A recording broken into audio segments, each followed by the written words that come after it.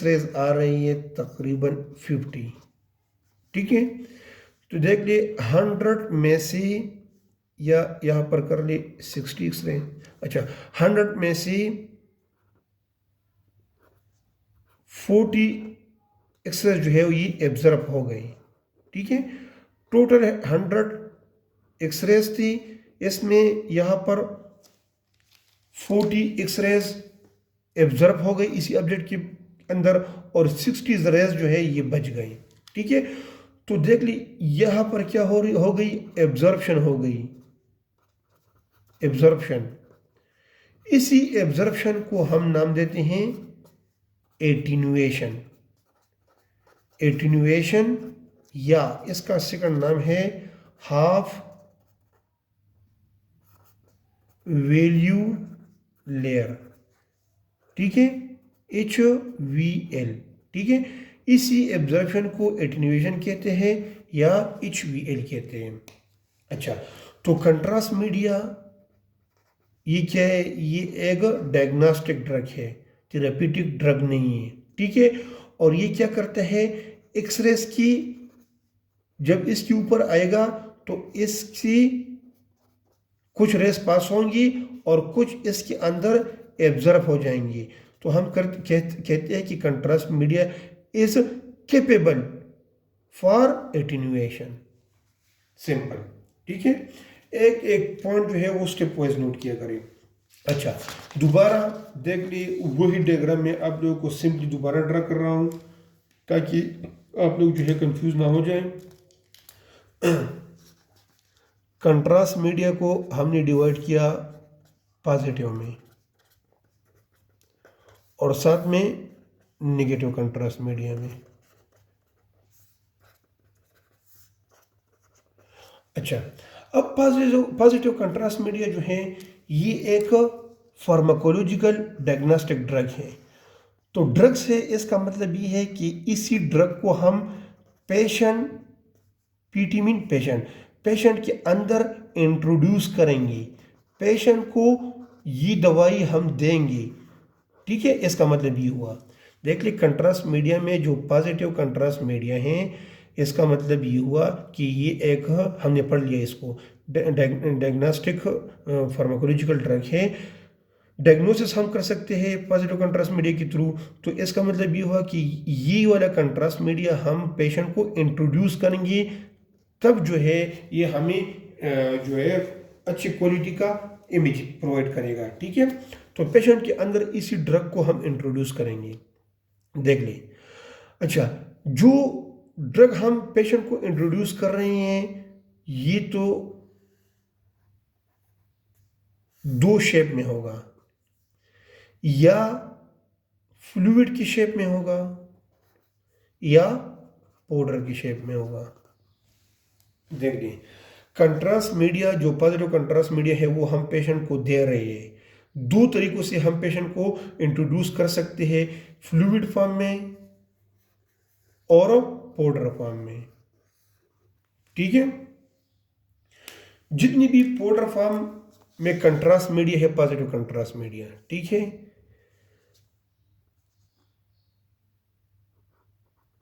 इसका chemical nature क्या होगा, बेरियम सल्फेट। और इसका केमिकल नेचर क्या होगा कि इसी फ्लूइड के अंदर आयोडीन्स प्रेजेंट होंगे, ठीक है। तो मैं इस तरह कह सकता हूं कि iodinated based contrast media and barium sulphate base contrast media. लो, ये एक और डिवीजन आ गई, ठीक है। एक सेकंड में ले रहा हूं, देख लिए, contrast media divide into positive contrast media and negative contrast media. अच्छा, positive contrast media is further divided into two classification on the basis of chemical composition, ठीक है। तो iodinated contrast media and barium based contrast media, iodinated contrast media and barium based contrast media, ये वाला classification हम side पे रखते हैं और साथ साथ में इसी फ्लो चार्ट को ड्रा करेंगे, ठीक है। तो iodinated base contrast media and barium sulphate base contrast media. अच्छा, ये फ्लूइड शेप में होगा और ये पाउडर शेप में होगा। जितनी भी contrast positive contrast media fluid shape में आता है वो सारे कंट्रास्ट मीडिया क्या होगा, वो कंट्रास्ट मीडिया, वो फार्माकोलॉजिकल ड्रग जो हम डायग्नोसिस पर्पस के लिए यूज करते हैं, ठीक है, जो फ्लूइड शेप में आता है तो इसी फ्लूइड शेप को का नेचर क्या होगा, ये वाटर सॉल्युबल होगा, वाटर सॉल्युबल, ठीक है। जो पाउडर फॉर्म में आ रहा है in the shape of barium sulphate, ये सारे कंट्रास्ट मीडिया, इस ग्रुप की जितनी भी कंट्रास्ट मीडिया आते हैं वो सारे वाटर इनसॉल्युबल होंगे, वाटर इनसॉल्युबल मींस कि जब इसी फ्लूइड को हम ब्लड के साथ मिलाते हैं, ठीक है, तो ये सॉल्युबल मतलब उसी ब्लड के साथ ये मिक्स हो सकता है, ठीक है, मिक्सअप हो सकता है।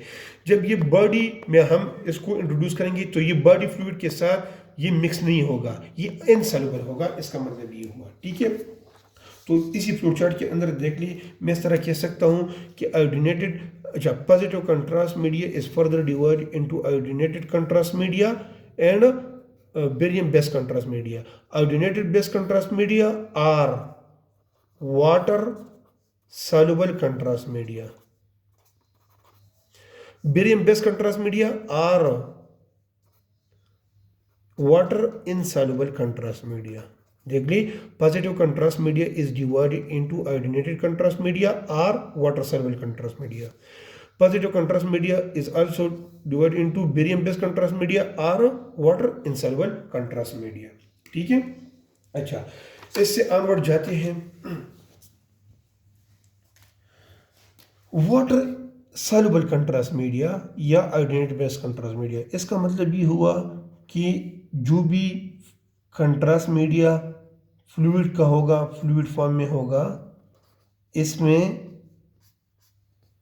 आयोडीन प्रेजेंट होंगे। आयोडीन जो है ये इसका बिल्कुल स्ट्रक्चर फार्मूला हो, मतलब फंक्शनल यूनिट होगा, ठीक है।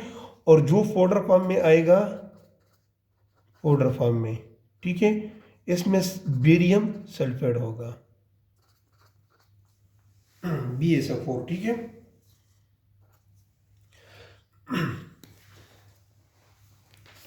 अगर हम यूजेस के बारे में बात कर ले तो ये वाला कंट्रास्ट मीडिया हम यूज करते हैं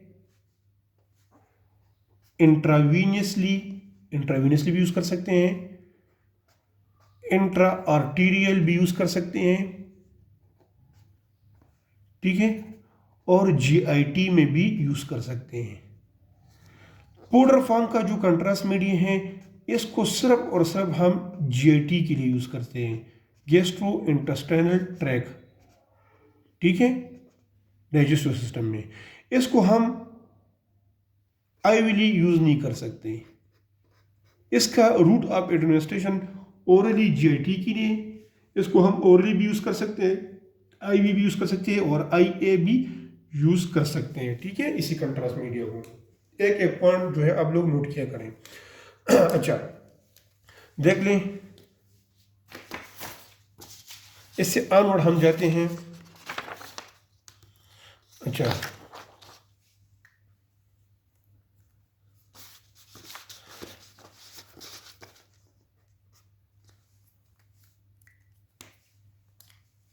देख लें, सबसे पहले हम इसको डिस्कस करेंगे, ज़हन में रखते स्टेप वाइज, ठीक है। इसको फिलहाल छोड़ते हैं, इसको डिस्कस करते हैं, ठीक है। आयोडीनेटेड बेस कंट्रास्ट मीडिया, सबसे पहले हम क्या डिस्कस करते हैं, आयोडीनेटेड बेस्ड कंट्रास्ट मीडिया। देख ली, इसी कंट्रास्ट मीडिया को हम पेशेंट को ज़्यादातर इंजेक्ट करते हैं, IV इंजेक्ट करते हैं, ठीक है, इंजेक्टेबल। अच्छा, और सिंपली IV इंजेक्शन की फॉर्म में हम पेशेंट को इंट्रोड्यूस करते हैं। अच्छा, आप लोगों ने फार्माकोलॉजी में पढ़ा होगा कि हर वो ड्रग जो इंजेक्टेबल हो या जो हम पेशेंट को इंट्रोड्यूस करते हैं तो उसका इफेक्ट पेशेंट के ऊपर ज़रूर होता है। ठीक है, जो ड्रग हमने पेशेंट को पिलाया, इंट्रोड्यूस किया, दे दिया, तो उसका इफेक्ट जो है वो ज़रूर होगा। किसके ऊपर? पेशेंट के ऊपर ज़रूर इफेक्ट होगा। इफेक्ट जो है पॉजिटिव इफेक्ट भी हो सकती हैं और नेगेटिव इफेक्ट भी हो सकती है। पॉजिटिव इफेक्ट का मतलब क्या है कि पेशेंट ठीक हो जाए। अब ये कंट्रास्ट मीडिया है, ये डायग्नोसिस पर्पस के लिए यूज होता है, तो मींस कि पॉजिटिव इफेक्ट कंट्रास्ट मीडिया का ये होगा कि प्रॉपर डायग्नोसिस इससे हो जाए। नेगेटिव इफेक्ट कंट्रास्ट मीडिया से क्या होगा कि पेशेंट के ऊपर नेगेटिव असर शुरू हो जाए।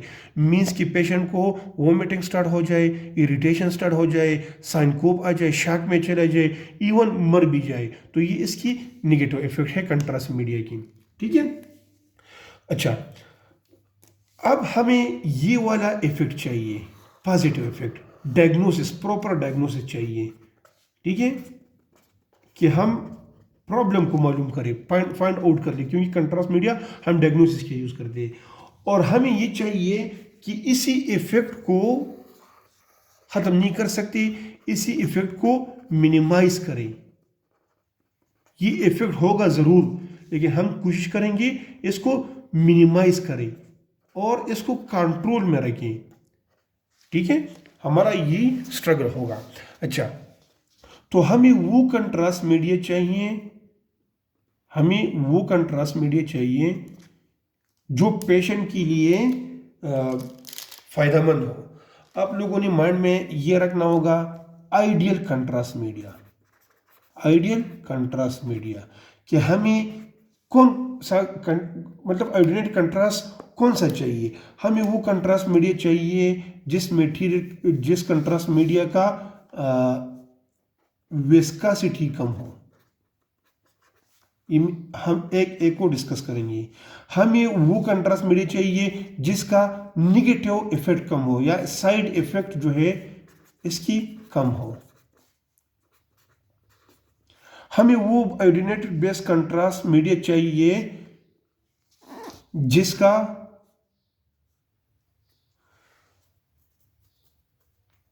अच्छा, जो इजीली अवेलेबल हो, हर जगह पे अवेलेबल हो, इनएक्सपेंसिव हो। ठीक हो, अच्छा, हमें वो कंट्रास्ट मीडिया चाहिए जिसका एक्सक्रीशन फास्ट हो, फास्ट एक्सक्रीशन, क्योंकि हम कंट्रास्ट मीडिया को डायग्नोसिस पर्पस के लिए यूज कर रहे हैं, ट्रीटमेंट के लिए नहीं। तो बॉडी में स्टे करना कंट्रास्ट मीडिया का ये जरूरी नहीं है। हमें क्या जरूरी है कि जल्दी से जल्दी डायग्नोसिस हो जाए और फास्ट एक्सक्रीशन जो है ये हो जाए पेशेंट से। अच्छा, और हमें वो कंट्रास्ट मीडिया चाहिए जिसका ऑस्मोलरिटी कम हो। ये भी एक को हम डिस्कस करेंगे, लो ऑस्मोलर कंट्रास्ट मीडिया हो। ठीक है, और हमें वो कंट्रास्ट मीडिया चाहिए आयोडीनेटेड में जो नॉन आयनिक हो। अच्छा, ये बहुत ज़रूरी है। ठीक है, ideal properties of the contrast media. अगर आप लोगों से कोई वाइवा में पूछ ले, जनरल नॉलेज में ये जहन के लिए रख लें कि contrast media, iodinate based contrast media की क्या क्या कैरेक्टरिस्टिक हमें चाहिए। विस्कोसिटी डिक्रीज हो, साइड इफेक्ट डिक्रीज हो, इजीली अवेलेबल हो, इसका फास्ट एक्सक्रीशन हो, और ये वो कंट्रास्ट मीडिया चाहिए जिसका ऑस्मोलरिटी कम हो और नॉन आयनिक हो। एक एक आइडियल प्रॉपर्टी जो है हम डिस्कस करेंगे और हमारा कंट्रास्ट मीडिया का टॉपिक जो है ये कवर हो जाएगा। अच्छा, सबसे पहले देख ले, इस पॉइंट को थोड़ा इवैल्यूएट करते हैं। ठीक है, कि लो ऑस्मोलर कंट्रास्ट मीडिया का मतलब क्या है।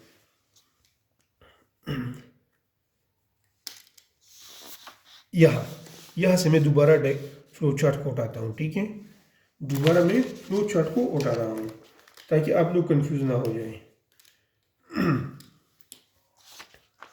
आयोडीनेटेड कंट्रास्ट मीडिया, ठीक है, ये या तो देख लें ऑर्डिनेटेड कंट्रास्ट मीडिया का क्या नेचर है, यहाँ पर मैंने आप लोगों को बताया। अच्छा, ऑर्डिनेटेड कंट्रास्ट मीडिया ये क्या है, ये वाटर सॉल्युबल है, ठीक है। वाटर सॉल्युबल मींस कि ये कंट्रास्ट मीडिया बॉडी की फ्लूइड के साथ मिक्स हो सकती है, ठीक है। अच्छा, तो मिक्स होगा या इसमें आयंस प्रोड्यूस होंगे, ठीक है। आयनिक कंट्रास्ट मीडिया मैं सर कह सकता हूं कि iodinated contrast media is further divide into ionic contrast media as well as non ionic contrast media.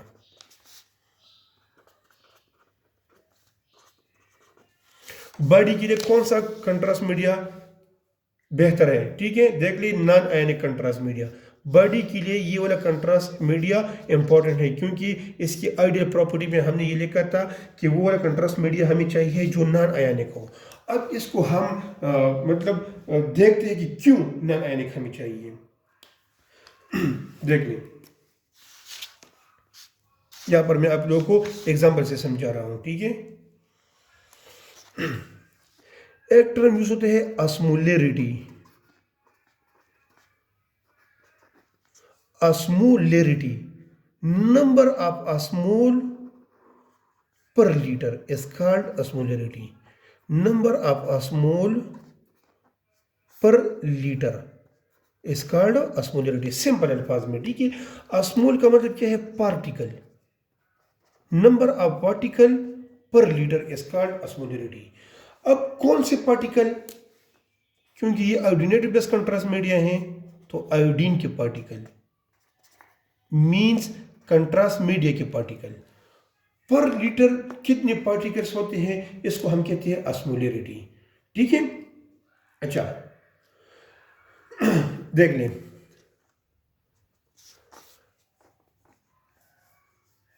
हम कंट्रास्ट मीडिया ब्लड में इंजेक्ट कर रहे हैं, किसमें, ब्लड में हम इंजेक्ट कर रहे हैं, ठीक है।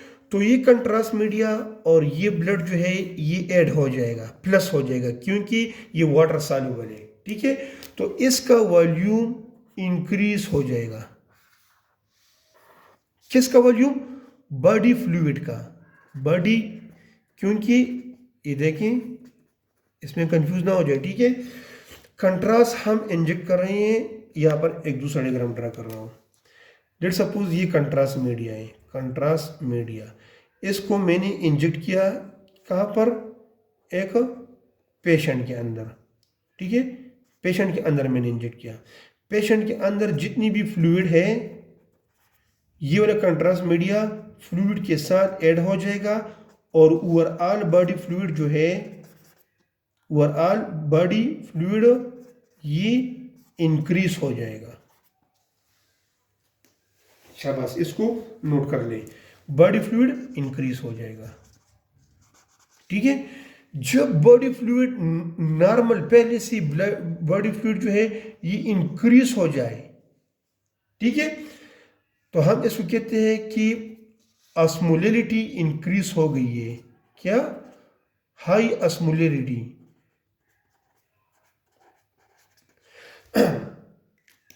सिर्फ दो सिंपल पॉइंट्स में आप लोगों को मैं समझा रहा हूँ क्योंकि आप लोगों ने इसकी लेक्चर्स भी क्लासेस में लिए होंगे। सिर्फ दो वर्ड जो है टर्म यूज किया, मतलब जहन में रखा करें, ठीक है। वो कंट्रास्ट मीडिया यहाँ पर देख ली, वो कंट्रास्ट मीडिया जो बॉडी में जाएगी और बॉडी फ्लूइड को इंक्रीज करेगी, इसी कंट्रास्ट को हम कहते हैं वो कंट्रास्ट मीडिया जो बॉडी में एंटर होता है और बॉडी फ्लूइड को इंक्रीज करता है, तो इसको हम कहते हैं कि high osmolar contrast media, HOCM। और वो कंट्रास्ट मीडिया बिल्कुल सिंपल, ठीक है, वो कंट्रास्ट मीडिया जो बॉडी में जाता है और बॉडी फ्लूइड के ऊपर कोई इफेक्ट नहीं ले रहा, या जो इफेक्ट आता है इससे थोड़ा सा कंसंट्रेशन इंक्रीज होता है बॉडी फ्लूइड का, यह बिल्कुल सेम होता है। कंट्रास्ट मीडिया को इंजेक्ट करने से बॉडी फ्लूइड सेम रह जाता है या थोड़ा सा इंक्रीज हो जाता है, तो ऐसे कंट्रास्ट मीडिया को हम कहते हैं लो ऑस्मोलर कंट्रास्ट मीडिया। शाबाश, एक दफा फिर रिपीट कर रहा हूं, LOCM और HOCM का मतलब क्या है, ठीक है। गौर से थोड़ा सा सुन ले, बार बार सुन ले। कंट्रास्ट, वो कंट्रास्ट मीडिया जो मैं बॉडी में इंट्रोड्यूस कर रहा हूँ, वाटर सॉल्युबल है, तो वाटर फ्लूइड को ये इंक्रीज करता है, तो ऐसे कंट्रास्ट मीडिया को हम कहते हैं हाई ऑस्मोलर कंट्रास्ट मीडिया। वो कंट्रास्ट मीडिया जो बॉडी में मैं इंट्रोड्यूस कर रहा हूँ और बॉडी फ्लूइड सेम रहता है या थोड़ा सा इंक्रीज हो जाता है, तो ऐसे कंट्रास्ट को हम कहते हैं low osmolar contrast media. Ideal property में हमने क्या पढ़ा था कि हमें लो ऑस्मोलर कंट्रास्ट मीडिया चाहिए, तो हमें HOCM फायदेमंद है या LOCM? LOCM फायदेमंद है पेशेंट के लिए, क्योंकि LOCM से साइड इफेक्ट मिनिमाइज हो जाते हैं। क्या? ये वाला जो इफेक्ट है नेगेटिव इफेक्ट, यहाँ पर ये वाला जो इफेक्ट है ये मिनिमाइज हो जाता है। LOCM से साइड इफेक्ट कम आएंगे पेशेंट के ऊपर, HOCM से साइड इफेक्ट ज्यादा आएगा। इसलिए आइडियल प्रॉपर्टी में हमने ये पढ़ा था, आइडियल प्रॉपर्टी में कि हमें लो ऑस्मोलर कंट्रास्ट मीडिया चाहिए, क्योंकि लो ऑस्मोलर कंट्रास्ट मीडिया से साइड इफेक्ट कम आ सकता है और हाई ऑस्मोलर कंट्रास्ट मीडिया से साइड इफेक्ट ज्यादा आ सकता है। देख ले क्यों LOCM से साइड इफेक्ट क्यों कम आएगा। देख ले, यहाँ पर बॉडी फ्लूइड जो है ये रिमेन कांस्टेंट होता है, ठीक है। तो फिजियोलॉजिकली किसी भी पार्ट के ऊपर कोई चेंज नहीं आएगा, किसी भी पार्ट के अंदर। साइड इफेक्ट LOCM से इंक्रीज आएगा, क्यों? क्योंकि यहाँ पर फ्लूइड इंक्रीज हो जाती है, इंक्रीज फ्लूइड लेवल्स की वजह से बॉडी के डिफरेंट पार्ट इफेक्ट हो जाती है। एक टर्म यूज है डिहाइड्रेशन हो जाती है। फ्लूइड इंक्रीज हुआ, पेशेंट डिहाइड्रेटेड हो गया। क्या मतलब इसका? ये आप लोगों को ये लगता होगा कि मैं उल्टा बोल रहा हूँ, नहीं, ये उल्टा नहीं है। बॉडी फ्लूइड इंक्रीज मींस कि जो ऑस्मोल है, जो नंबर ऑफ पार्टिकल है, वो कंट्रास्ट मीडिया से का इंक्रीजेस है। या सिंपली आप लोग, मुझे पता है कंफ्यूज हो जाएंगे, बस सिर्फ जहन में रख ले कि HOCM से साइड इफेक्ट इंक्रीज आता है क्योंकि increase level of body fluid. LOCM से साइड इफेक्ट डिक्रीज आता है क्योंकि same level of the body fluid, कोई इफेक्ट नहीं होता, ठीक है। अच्छा देख ले, यहाँ पर हमने दो डिस्कशन कर ली, ठीक है। एक डिस्कशन ये कर लिया कि वो कंट्रास्ट जिसको बॉडी में इंट्रोड्यूस करने से बॉडी फ्लूइड इंक्रीज हो जाता है, इसको हम हाई ऑस्मोलर कंट्रास्ट मीडिया कहते हैं। अब क्वेश्चन ये बनता है कि ये कौन सा कंट्रास्ट मीडिया है जो हम इंट्रोड्यूस करते हैं बॉडी में और बॉडी का फ्लूइड लेवल जो है वो बढ़ जाता है, तो वो कौन सा कंट्रास्ट मीडिया है?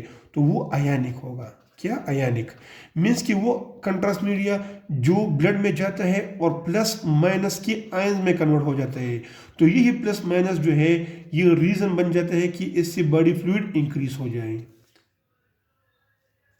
गुड, शाबाश।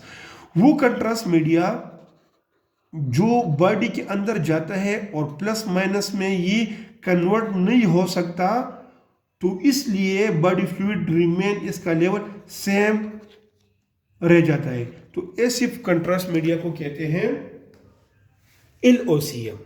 तो मैं इस तरह कह सकता हूं, देख लिए यहां पर हमने एक डायग्राम रखा था फर्दर क्लासिफिकेशन के लिए। कहाँ गया वो? अच्छा,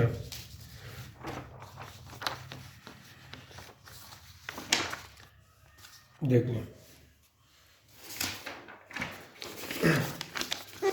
दोबारा देख ले, शाबाश। Contrast media divide into positive,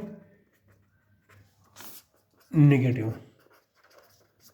Positive contrast is further divided into iodine based contrast, iodinated contrast, and barium based contrast.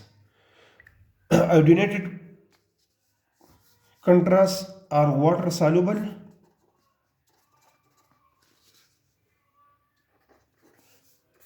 barium based contrasts are water insoluble. ये हमने पढ़ा। Iodinated water soluble contrast media is further divided into ionic contrast media and further divided into non-ionic. या Adeninated base contrast media is further divided into HOCM and LOCM. जो non ionic contrast media है ये contrast जाएगा body में, कहाँ जाएगा, body में जाएगा, और बॉडी में कोई प्लस माइनस आयन प्रोड्यूस नहीं करेगा, और बॉडी का फ्लूइड जो है वो सेम रह जाएगा, ठीक है, इंक्रीज नहीं हो जाएगा। तो इसको हम कहते हैं low osmolar contrast media. Ionic contrast media वो कंट्रास्ट मीडिया है जो बॉडी में जाएगा, बॉडी फ्लूइड में ये प्लस और माइनस में कन्वर्ट हो जाएगा, और प्लस माइनस की वजह से बॉडी का फ्लूइड लेवल जो है वो इंक्रीज हो जाएगा, और इंक्रीज की वजह से साइड इफेक्ट ये पेशेंट के ऊपर आ जाएंगे, ठीक है। तो हमने आइडियल प्रॉपर्टी में क्या क्या पढ़ा था कि हमें वो वाला कंट्रास्ट चाहिए,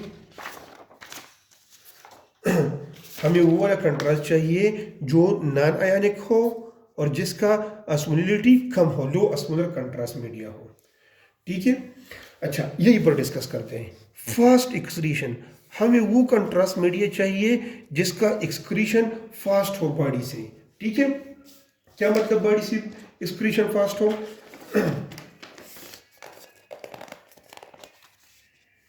मैं आप लोगों को एक डायग्राम ड्रा कर रहा हूं जिसमें ये सारे आइडियल प्रॉपर्टी जो है ये कवर हो सकता है, ठीक है।